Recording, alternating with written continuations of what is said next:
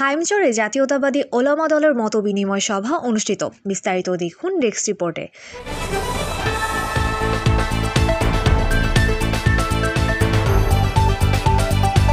বাংলাদেশ জাতীয়তাবাদী ওলামা দল চাঁদপুরে হাইমচর উপজেলা শাখার আয়োজনে মতবিনিময় সভা অনুষ্ঠিত হয়েছে। শুক্রবার ৩ জানুয়ারি সকাল 10টায় আদর্শ শিশু নিকেতন স্কুল হলরুমে উপজেলা ওলামা দলের সভাপতি মোহাম্মদ আলমগীর হোসেনের সভাপতিত্বে ও সাধারণ সম্পাদক মাওলানা মোহাম্মদ আলাউদ্দিন আনসারীর পরিচালনায় অনুষ্ঠানের প্রধান অতিথির বক্তব্য রাখেন চাঁদপুর জেলা বিএনপির সহসভাপতি ও হাইমচর উপজেলা বিএনপির সভাপতি মোহাম্মদ আমিনুল্লাহ ব্যাপারী।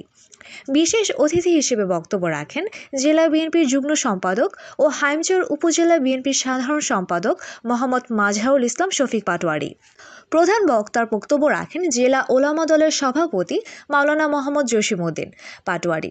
বিশেষ বক্তার বক্তব্য রাখেন জেলা ওলামা দলের সাধারণ সম্পাদক হাফেজ মোহাম্মদ জাকির হোসেন মৃধা।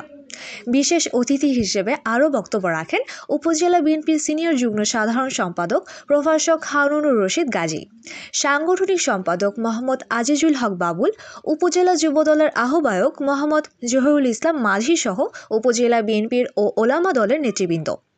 মতবিনিময় সভার পূর্বে জেলা থেকে আগত অতিথিদেরকে ফুল দিয়ে বরণ করে নেন উপজেলা ওলামা দলের নেতৃবৃন্দ। এ সময় উপস্থিত ছিলেন হাইমচর উপজেলা বিএনপি, জেলা ওলামা দল ও ইউনিয়ন এবং ওয়ার্ড ওলামা দলের নেতৃবৃন্দ।